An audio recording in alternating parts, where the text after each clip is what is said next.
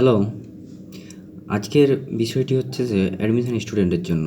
কারণ আমার কাছে অনেক স্টুডেন্ট জানতে চাইছে যে ভাইয়া কীভাবে পড়লে চান্স পাবো, কত সময় পড়লে চান্স পাবো, কী পড়লে চান্স পাবো। এইটা একটা ভ্রান্ত ধারণা চলে আসছে ছাত্রদের মধ্যে যে আমরা কতক্ষণ পড়লে চান্স পাবো। আমি সেই ভ্রান্ত ধারণা দূর করার জন্য আজকে তোমাদের মাঝে হাজির হয়েছি। আচ্ছা, মনে করো যে তুমি সারাদিন সারা রাত পড়তেছো। আচ্ছা, বেশি পড়লে কি চান্স পাওয়া যায়? মনের মধ্যে একবার ভেবে দেখো তো। অনেকেই তো আছে সারাদিন সারা রাত পড়ে চান্স পায় না। আর কারণ কি? কারণ সে সব পড়ে কিন্তু মনে রাখতে পারে না। বা এমনটা হতে পারে সে পড়তে পড়তে এমন একটা টপিকস বাদ দেয় যেটা তার পড়া অতীব জরুরি ছিল। আর তেমনই মনে করো যে তো কেউ অল্প পড়ে অনেক চান্স পেয়ে যায়। তার কারণটা হচ্ছে কি, তার পড়ার মধ্যে একটা ট্রিক্স থাকে। সে টিপসটা কী সেটা তোমাকে নিজের মাথার মধ্যে তৈরি করে নিতে হবে। আচ্ছা, আমি তোমাদের বলি, পড়তে হবে পড়ার মতো।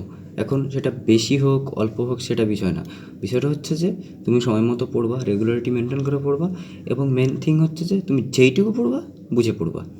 আমার টিচার ছিল যিনি আমাদের বলতো সবসময় যে তোরে বেশি পড়া লাগবে না, তুই শুধু যেটুকু দরকার সেটুকু পড়। সম্পূর্ণ বই পড়ে কী করবি? অ্যাডমিশনে তো সম্পূর্ণ বই থেকে কোশ্চেন হয় না। আমিও তোমাদের সেম কথাটা বলবো, সম্পূর্ণ বই পড়ার দরকার নেই। তুমি দেখো গত বছরগুলোতে কোন কোশ্চেনগুলো বেশি এসছে, কোন রিলেটেড কোশ্চেনগুলো বেশি এসছে, তুমি সে ধরনের কোশ্চেন পড়ো। সেমটাও পড়বা, সে রিলেটেডটা পড়বা। আর যে টপিক্স কখনো আসেইনি সে টপিক্স কখনো আসবেও না, এটা মনের মধ্যে রাখো। এবং নতুন টপিক্স পড়ার দরকার নাই। অ্যাডমিশনে সবসময় এইটুকু মাথার মধ্যে রাখবা যে তুমি যাই পড়ো না কেন বুঝে পড়বা। কারণ পরীক্ষায় যেয়ে তুমি কী করবা, যদি বুঝে না পড়ো, একবার পড়েছো, পরীক্ষা দিতে গেছো, পুরো বই পড়েছো তুমি, কিন্তু ব্যাপারটা কী হয়েছে, তুমি যে মনে করতেছো আমি পড়েছি কিন্তু কোনটা অপশান তুমি সেটা খুঁজে পাচ্ছ না। এরকমটা অ্যাডমিশনে হয়, আমার ক্ষেত্রেও হয়েছে। সব পড়ে গেছি, পরীক্ষায় যেয়ে দেখি এ তো পারি কিন্তু কি এটা না এটা এটা এরকম হয়েছে। তো সেই জন্য তোমাদের বলবো কি, অল্প পড়ো কিন্তু যেটা পড়বা মনোযোগ সহকারে পড়ো এবং মাথার মধ্যে গেঁথে নাও। সেই জন্য এখন কেউ কোশ্চেন করো ভাইয়া কতক্ষণ পড়বো, এই ক্ষণের চিন্তাটা বাদ দাও। তোমার বই 10টা চ্যাপ্টার মনে করো, তুমি 10টাই হাত দিবা, কিন্তু এমন টপিকসগুলোতে হাত দিবা যেগুলো তোমার দরকার আছে। কিছু আনরিলেটেড কোশ্চেন থাকে যেগুলো তোমার দরকার হয় না এবং পরীক্ষাতে কোশ্চেন আসে না, সেগুলো স্কিপ করবা। এবং এই যে অনেকে বলে যে ভাইয়া কয়টা প্রাইভেট পড়বো, কোন ভাইয়ার কাছে যাব, কার কাছে কী করব, এইসব একটা ভ্রান্ত ধারণা বলি। কারণ প্রাইভেট বা কোচিংটা হচ্ছে একটা গাইডলাইন জাস্ট। তারা তোমার পরীক্ষা নেবে, দেখবে তোমার মধ্যে অ্যাবিলিটিটা আছে নাকি, এইটুকু জাস্ট। কিন্তু নিজের পড়া নিজেকে করতে হবে। আর মাথায় রাখবা প্রত্যেক স্টুডেন্টের মধ্যে একটা অ্যাবিলিটি থাকে। সবাই এক্সট্রাঅর্ডিনারি হতে পারে না, কিন্তু চান্স পাওয়ার অ্যাবিলিটি সবার মধ্যে আছে, সেটা হচ্ছে মনের শক্তি। তুমি যদি মনের শক্তি খাটাও অবশ্যই তুমি চান্স পাবা। আর মনের শক্তিই পারে তোমাকে ভালো পর্যায়ে নিয়ে যেতে। আর মাইন্ড ইট যে হচ্ছে যে বর্তমানে যে সময়টা আছে, তোমার অ্যাডমিশন সময়টার কথা বলতেছি আমি, এই সময়টা তোমার সারা জীবনের ভবিষ্যৎ। তুমি যদি অ্যাডমিশনের সময় ভালো করতে পারো, তুমি মাস্ট বি ফিউচারে ভালো করবা। কারণ অ্যাডমিশন সময় ভালো করে তুমি যদি একটা ভার্সিটিতে যাও, নেক্সট তোমাকে আর কেউ বলতে আসবে না যে তোমার এটা করাই লাগবে। তোমার বাবা মাও তোমাকে কখনো বলবে না যে এটা করতে হবে, সারাদিন পড়তে হবে, এ কথা বলবে না। কারণ তুমি একটা প্ল্যাটফর্মে পৌঁছে যাবে। এই প্ল্যাটফর্মে পৌঁছে গেলে তখন তুমি লেখাপড়া করলে লেখাপড়ার পর্যায়ে যাবে, স্পোর্টসে গেলে স্পোর্টসের, বিজনেসে গেলে বিজনেসের, তুমি যেটা ইচ্ছা করতে পারবা। কিন্তু তখন তোমার পায়ের কাছে একটা প্ল্যাটফর্ম থাকবে যেটা তোমাকে কখনো ওই পর্যায়ে যাওয়ার জন্য সাহায্য করবে এবং তোমাকে বাধা সৃষ্টি করবে না। এর জন্য তোমাকে অ্যাডমিশানে মাস্ট বি ভালো করা লাগবে। আর অ্যাডমিশানের গোলটা হচ্ছে সবার ঢাকা ভার্সিটি থাকে বেশিরভাগই স্টুডেন্টের, এবং সায়েন্সের স্টুডেন্টদের ভালো রেজাল্ট থাকলে অবশ্যই থাকে মেডিকেল ইঞ্জিনিয়ারিং। আর যারা মেডিকেল ইঞ্জিনিয়ারিং আছে তাদেরকে অবশ্যই কঠোর পরিশ্রম করতে হবে এবং বেশি পড়া লাগবে এবং সবগুলোই পড়া লাগবে। যারা হচ্ছে মেডিকেল প্রিপারেশান নেয় তাদের জন্য মাস্ট বি বায়োলজি, কেমিস্ট্রি সব কিছুই পড়া লাগে, তাদের বাদ দেওয়ার মতো অপশান থাকে না। কিন্তু যারা ভার্সিটি প্রিপারেশান নিবা তাদের জন্য আমার একটা ট্রিক্স থাকবে কি, যেইটুকু পড়বা ভালো মতো পড়বা আর বেছে বেছে টপিক্স পড়বা যেগুলো তোমার ক্ষেত্রে ইম্পর্টেন্ট।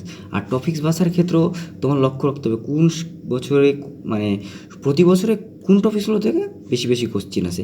আর অবশ্যই তোমার সিনিয়র ভাইয়াদের কাছে হেল্প নিয়ে নিতে পারো এবং যে টিচারের কাছে পড়বা অবশ্যই তার কাছে পড়বা। কিন্তু শুধু যে তার পড়া করবা তা না, শুধু যদি টিচারের পড়াটা করো তাহলে তুমি কিন্তু অনেকটা পিছিয়ে যাবা। কারণ সব ছাত্রর মধ্যে একটা অ্যাবিলিটি যেহেতু থাকে, সবার মধ্যে একটা কিন্তু নিজের প্ল্যাটফর্ম তৈরি করার অ্যাবিলিটিও থাকে। সেটা কী করে, অনেক স্টুডেন্ট কি টিচারের বাইরে পড়ে যেটা তার কাজে লাগে পরবর্তীতে। সেটা কাজে লাগার জন্য তোমাকেও কাজে লাগাতে হবে, কারণ তুমি টিচারের বাইরে তুমি গিয়ে তুমি নিজের লেখাপড়াটা নিজের মতো করে করবা। এটা হচ্ছে তোমার প্ল্যাটফর্ম তৈরি করার মূল পর্যায়ে। এবং অ্যাডমিশনের সময় স্টুডেন্টরা কী করে, সবগুলো ভার্সিটিতে ফর্ম উঠায়। এটা মানে ঠিক না। এতগুলো ভার্সিটি তুমি ফর্ম উঠাবা, তোমার মাথার মধ্যে একটা চাপও থাকবে। তুমি আজকে ঢাকা ভার্সিটি দিলা, কাল তোমার রাজশাহী ভার্সিটি, পরশু জাহাঙ্গীরনগর, এরকম করতে প্রতিদিনই প্রায় তোমার পরীক্ষা পড়ে। তখন কী হয়, তোমার পরীক্ষার মাঝে যে গ্যাপগুলো তুমি পাও না, পরে তোমার একটা ভার্সিটি পরীক্ষা খারাপ হলে সবগুলোই খারাপ হতে থাকে। সো একটা পরীক্ষা দিলা, 4-5 দিন গ্যাপে আরেকটা দাও, যেটুকু তুমি এই পরীক্ষায় ভুল করবা, হয়তো চান্স পেলে না, পরের পরীক্ষাটা সেটুকু কাজে লাগাবা যাতে তুমি পরেরটাই চান্স পাও। এরকম করতে হবে যাতে তোমার একটা স্পেস থাকে মধ্যখানে, আর সেই স্পেসটা তুমি কাজে লাগাতে পারো।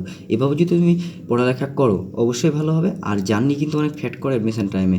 তুমি মনে করো আজ রাজশাহীতে পরীক্ষা দিলা, কালকে তোমার পরীক্ষা চট্টগ্রামে, এই জার্নিটুকু খুব তোমার প্যারা দিবে। সারা রাত ধরে জার্নি করবো, সকালে যা পরীক্ষা দিবা, কোনো ঘুম নাই, পড়া নাই, রেস্ট নাই, খাওয়া নাই। এইটার জন্য আমি বলতেছি তোমাদের অ্যাডমিশনের সময় গ্যাপগুলো একটু হলেও কাজে লাগানোর চেষ্টা করবা। আর যেগুলো ভালো ভার্সিটি সেগুলো তো অবশ্যই দিবা। আর সবার যেহেতু ভার্সিটিতে পড়ার স্বপ্ন, সো ভার্সিটিতে পড়তে গেলে বর্তমানে কিন্তু ভার্সিটি অনেক সিট, তুলনামূলক দেখতে গেলে বাংলাদেশে অনেকগুলো ভার্সিটি হয়ে গেছে এবং অনেকগুলো সিট। আমাদের সময় সিট অনেক অল্প ছিল, আমরাও মানে কঠোর পরিশ্রম করে চান্স পেয়েছি। কিন্তু আমি জানি বর্তমানে ছাত্ররা অনেক পরিশ্রমী, তারা আরও পরিশ্রম করতে পারবে, আরও ভালো পর্যায়ে যেতে পারবে। তো আশা করি তোমরা সকলেই ভালো করবা এবং তোমাদের পড়ার অগ্রগতিটা ধরে রাখবা। এবং অবশ্যই মাস্ট বি মনে রাখবা, বর্তমানের এই সময়টাই তোমার সারা জীবনের ভবিষ্যৎ। Thank you.